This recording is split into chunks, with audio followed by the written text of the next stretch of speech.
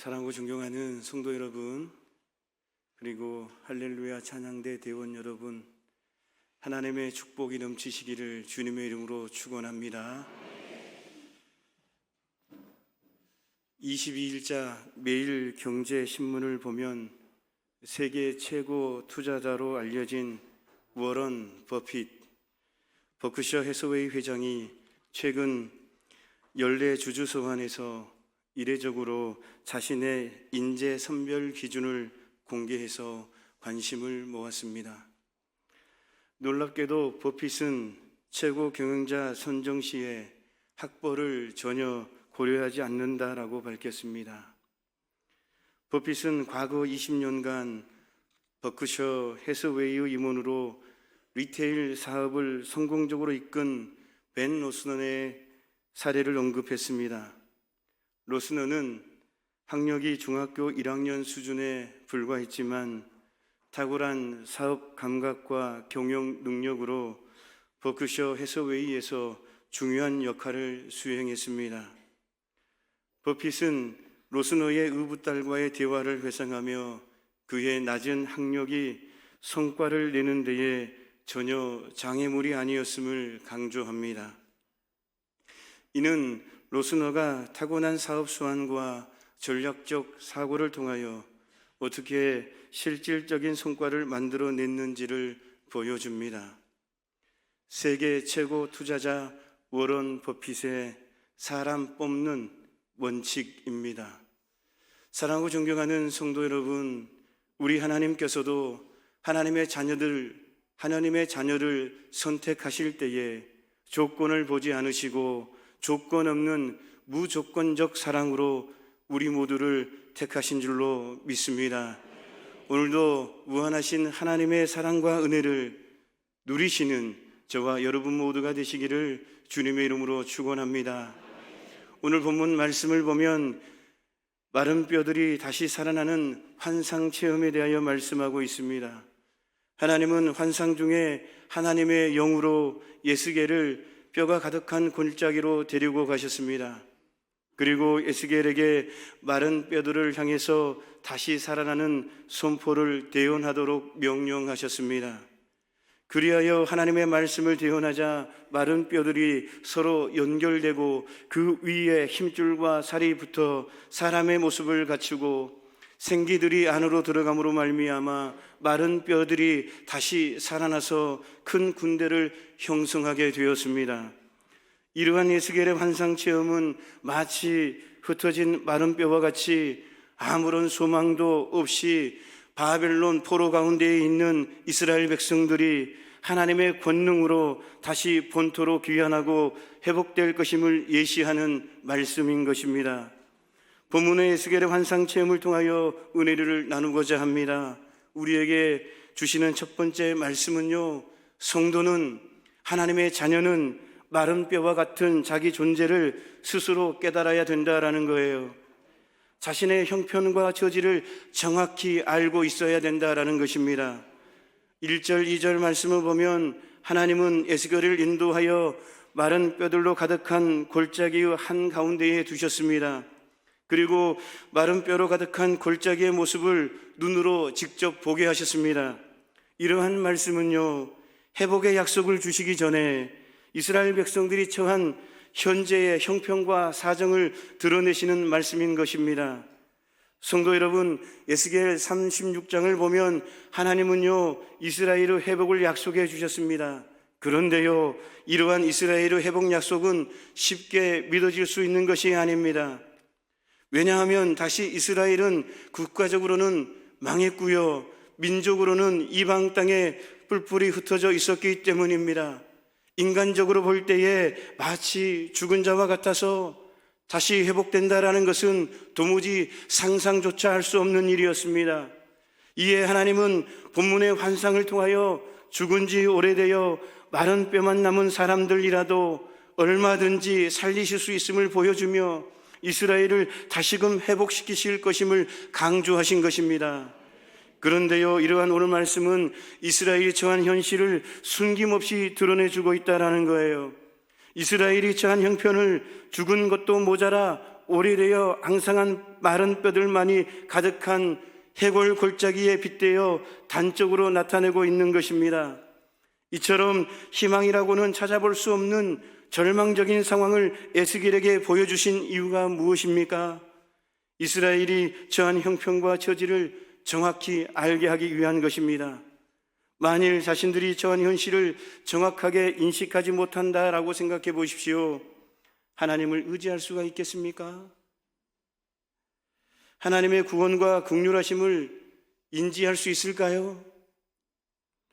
도리어 자신들에게 구원의 소망이 없음에도 불구하고 스스로의 힘으로 구원을 이루고자 허무한 몸부림을 칠 것입니다.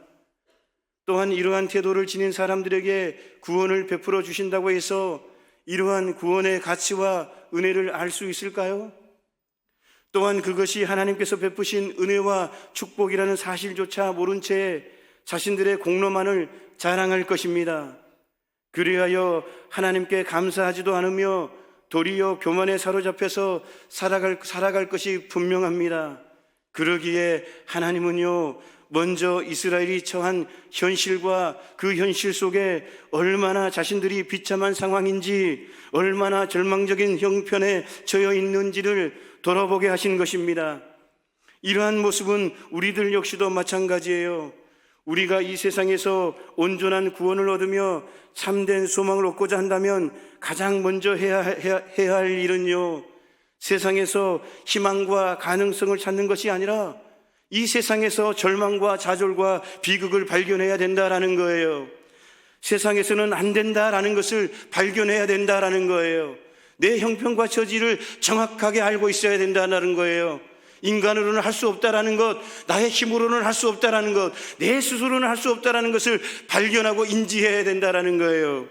마치 누구도 도저히 희망을 가져볼 수 없는 마른 뼈의 골짜기처럼 이 세상에 존재하는 절망과 비극을 발견해야 된다라는 것입니다. 그리할 때에 비로소 하나님을 바라볼 수가 있는 거예요. 비로소 그리할 때에 주님이 눈에 들어오는 거예요. 비로소 그럴 때에 구원자이신 예수님이 내 마음속에 믿음으로 들어오는 거예요. 하나님을 소망하게 되며 하나님을 통한 구원과 희망을 구하게 된다라는 거예요. 사랑하는 성도 여러분, 이처럼 마른 뼈와 같은 우리 자신의 존재를 철저히 스스로 깨달아야 될 줄로 믿습니다. 전능하신 하나님이 아니면 안 되고 아무것도 할 수 없다라는 철저한 자기 인식과 현실을 아주 깊이 느끼며 살아가시기를 주님의 이름으로 축원합니다. 그리할 때에 우리 자신들에게는 소망이 없고 오직 생명의 주, 유일한 구원의 주이신 예수님에게 우리의 소망이 있음을 믿음으로 고백하게 될 줄로 믿습니다. 그러므로 말미암아 하나님의 도우심과 구원하심을 간구하며 살아가시기를 주님의 이름으로 축원합니다. 두 번째 말씀은요, 전능하신 하나님에게는 불가능한 영역은 존재하지 않는다라는 거예요. 전능하신 하나님의 영역은 모든 것을 가능케 하신다라는 거예요. 오늘 본문 3절 말씀을 보면 하나님은요, 에스겔을 마른 뼈들이 가득한 골짜기로 인도하셔서 그 모습을 보게 하신 후에 그에게 물으셨습니다. 인자야 이 뼈들이 능히 살 수 있겠느냐? 이렇게 물으셨습니다. 인자야, 이 뼈들이 능히 살 수 있니? 이렇게 하나님께서는 물으셨습니다. 앞에서 말씀드린 대로 에스겔을 뼈들이 수북히 쌓인 마른 뼈의 골짜기 가운데에 서게 하시는 것은요, 뼈들의 상태로 보나 무엇으로 보나 어떤 희망도 발견할 수 없을 것임을 깨닫게 하기 위한 것이었습니다. 뼈에 수는 많지만 하얗게 말라버린 상태로 생명이라는 말을 감히 입에 올리기조차 민망한 상태임을 깨달았을 것입니다. 성도 여러분, 우리가 만일 이러한 자리에 서 있고 하나님이 우리에게 이와 같은 질문을 하신다면 어떻게 대답하시겠습니까? 사랑하는 딸아, 사랑하는 아들아, 이 뼈들이 살 수 있겠니? 라고 질문을 하신다고 한다면, 저와 여러분에게 질문을 하신다고 한다면 어떤 대답을 할 수 있을까요? 에스겔은 이 질문에 대하여 주 여호와여, 주께서 아시나이다, 이렇게 대답합니다. 주 여호와여, 주님이 아십니다, 이렇게 대답합니다. 에스겔의 대답은 애매한 대답인 거예요. 이것인지 저것인지 분명하지 못한 대답을 했습니다. 하나님의 질문은요, 예스나 노로 답변해야 할 그러한 성격의 질문이었습니다. 그리고 상식적인 선에서 그에 합당한 답변은요, 아니요일 겁니다. 왜냐하면 인간적인 관점에서 볼 때에 마른 뼈들이 다시 산다는 것은 불가능한 일이기 때문입니다. 사람은 심장의 박동이 멈추고 뇌 기능이 정지되어 죽게 되면 아직 살이 부패하지 않았다고 해도 다시 살 수가 없습니다. 하물며 죽은 지 오래되어 모든 살이 부패되어 사라지고 뼈만 남게 된 현실에서 정확히 말해서 인간이라는 말을 붙일 수도 없는 그러한 대상에 대해서 살 수 있겠느냐라고 묻는 질문에 아니요 외에 무슨 대답을 할 수가 있겠습니까? 하지만 오늘 본문에 등장한 에스겔은 어떻습니까? 아니요라고 대답하지 않고 주께서 하십니다라고 대답을 합니다. 주님이 하시잖아요. 이러한 대답은요, 에스겔에게 물은 이가 인간이 아닌 하나님이셨기 때문에 이런 대답을 할 수가 있는 거예요. 그러기에 에스겔은 아니요라는 대답 대신에 주께서 아십니다라고 대답한 것입니다. 왜냐하면 하나님은 무에서 유를 창조하시는 분이시기 때문입니다. 하나님은요, 죽은 뼈라도 생기가 넘쳐나는 살아있는 인간의 모습으로 변화시킬 수 있으신 창조주 하나님이시기 때문에 이러한 대답을 할 수가 있는 거예요. 그런 하나님께 불가능이라는 말이 있을 수가 있겠습니까? 설령 마른 뼈라 할지라도 하나님이 하시고자 하신다면 거기에 생명을 불어넣어 살리는 것은 얼마든지 가능한 것입니다. 그러므로 에스겔은 하나님의 주권을 인정하는 겸손한 자세로 주께서 아시나이다 이런 대답을 할 수가 있었습니다. 사랑하는 성도 여러분, 사람은요 한계를 지닌 사람들입니다.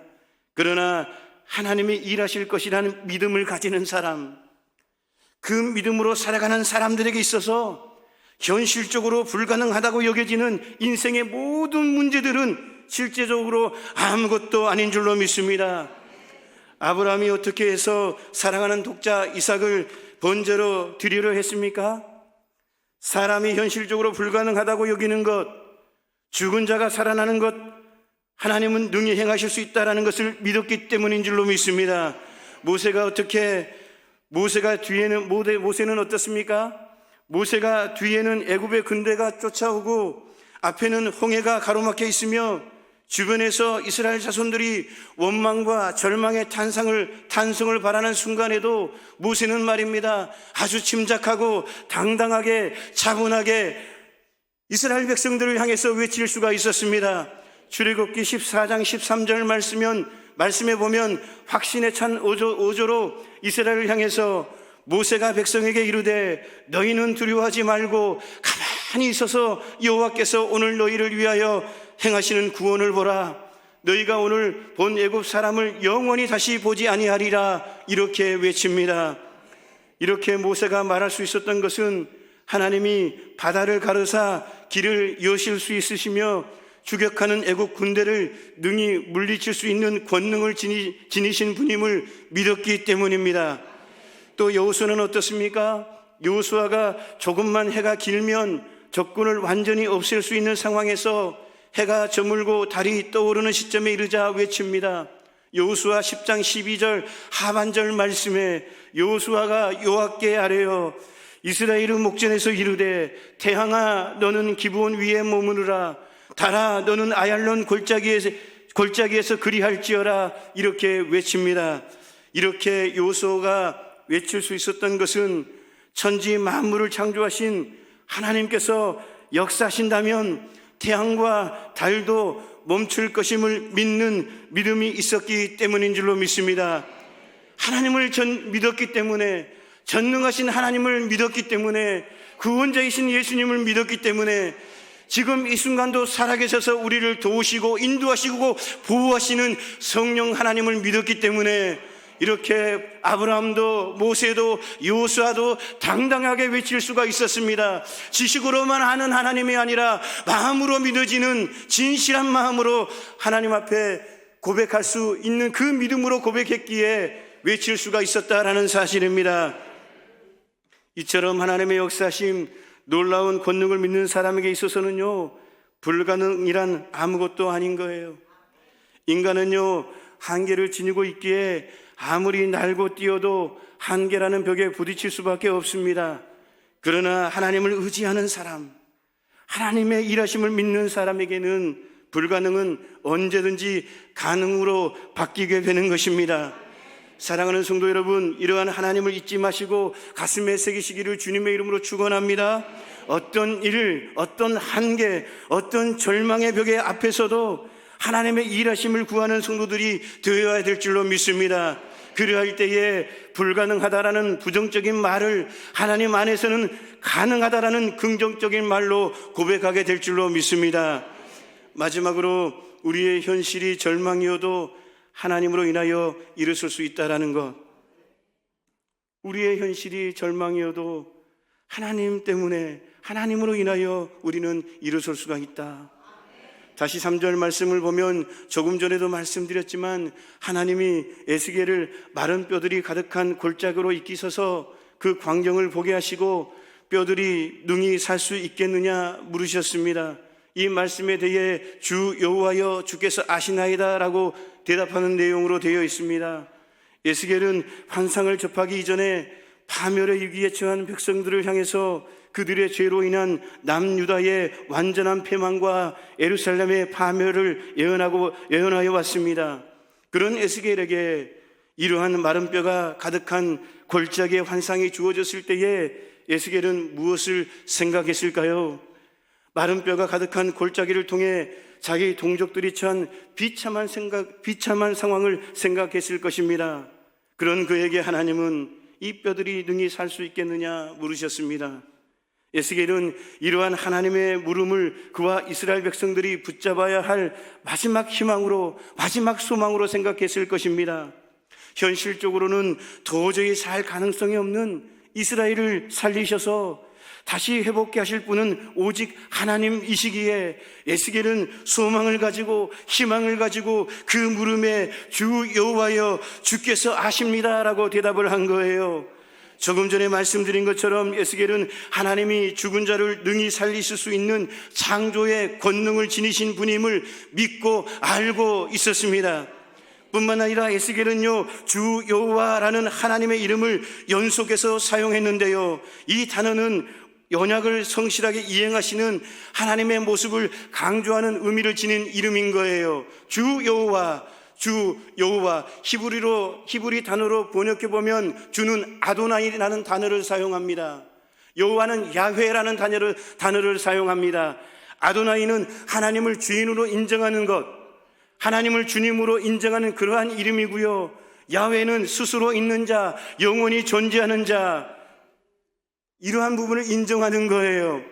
그래서 주 여호와 이름을 연속적으로 사용하는 것은 이스라엘이 뼈밖에 남지 않은 상황이지만, 완전히 끝날 것 같은 형편에 있지만 회복케 하실 것이란 하나님의 언약, 하나님의 약속을 확인하기 위한 의도로 말미암아 반복적으로 아도나니 야훼라는 단어를 사용하고 있는 거예요. 주 여호와.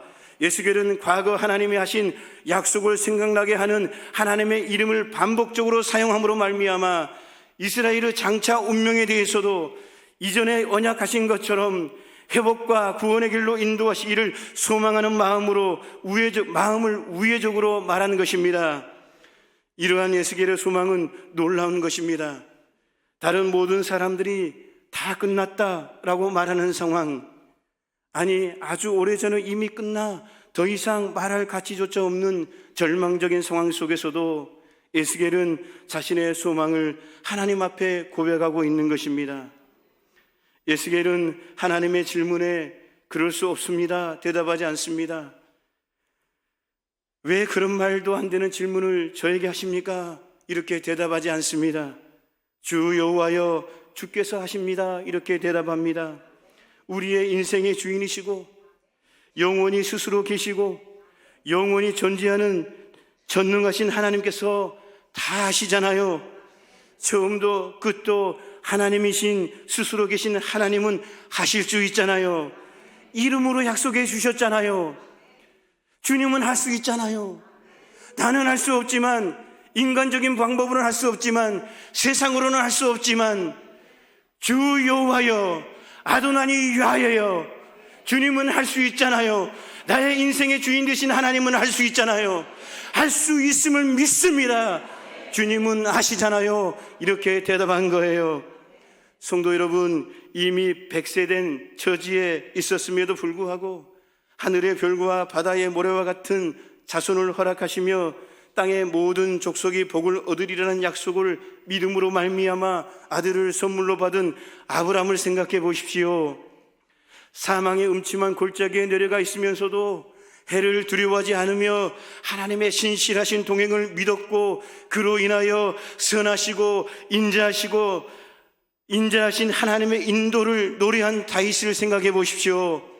무수한 핍박과 헤아릴 수 없을 만큼 크나큰 고난을 받아서 이미 그 마음에 사형 선고를 받은 것처럼 여겨지는 상황 속에서도 죽은 자를 다시 살리시는 하나님을 의지하여 구원의 소망을 피력한 사도 바울을 생각해 보십시오. 성도 여러분, 이들의 모습과 오늘 본문에 등장하는 에스겔의 모습은 한 가지 중요한 공통점을 갖고 있습니다. 그것은 절망적인 상황, 완전히 포기해야 할 것 같은 상황에서도 소망을 잃지 않았다라는 거예요. 희망을 가졌다라는 거예요. 성도 여러분, 이처럼 다 끝났다라고 여겨지는 상황, 이미 절망의 자리에 들어선 것처럼 보이는 상황에서도 포기하지 않고 소망을 놓지 않는 자들, 그들이 이처럼 불굴의 소망을 가질 수 있는 근거가 무엇입니까? 하나님의 신실하심과 선하심을 믿었기 때문입니다. 오늘 우리 역시도 마찬가지입니다. 아무리 어려운 환경이 있을지라도, 크나큰 고난과 위기에 있을지라도, 세상 모든 사람들이 손을 놔버리는 상황이라도 하나님을 기억하고 하나님의 이름을 부를 수가 있다면, 아도나이 야훼를 부를 수 있다면, 약속의 하나님을 부를 수 있다면, 우리는 세상에서 만나는 어두운 절망과 흑암이라도 능히 물리치고 이겨낼 수 있을 줄 믿습니다. 사랑하는 성도 여러분, 하나님의 신실하심과 선하심을 믿으시기를 주님의 이름으로 축원합니다. 하나님이 눈에 들어오기를 축원합니다. 전능하신 하나님이 나의 눈에 들어오시기를 축원합니다. 구원자이신 예수님이 눈에 들어오시기를 축원합니다. 성령 하나님이 지금 이 순간에도 역사하시고 우리를 돕고 계시고 우리를 치료하고 계시고 우리를 회복시키고 계신다는 것을 믿으시기를 축원합니다. 사랑하고 존경하는 성도 여러분, 오늘 말씀을 마무리합니다. 성도는요, 하나님의 자녀는요, 마른 뼈와 같은 자기 존재를 스스로 깨달아야 된다라는 거예요. 내 형편과 처지를 알아야 된다라는 거예요. 하나님 앞에, 고람대와 앞에 겸손해야 된다라는 거예요.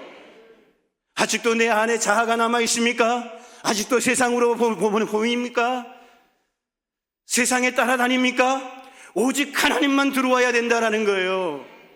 두 번째 말씀은 전능하신 하나님에게는 불가능의 영역은 존재하지 않는다라는 거예요. 마지막 말씀은 우리의 현실이 절망이어도 하나님으로 인하여 일어설 수 있다라는 소망을 가져야 된다라는 거예요. 하나님께서는 할 수 있습니다. 하나님은 살아계십니다. 예수님은 구원자이십니다. 성령 하나님은 역사하십니다.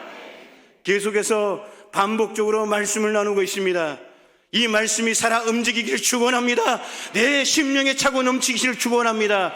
말씀 충만함으로, 성령의 충만함으로 역사가 일어나는 기적을 누리시기를 주님의 이름으로 축원합니다. 하나님 아버지, 주님이 눈에 들어오기를 간구합니다. 주님 역사해 주옵소서. 주님이 보이기를 간구합니다. 창조주 하나님 역사하여 주옵소서.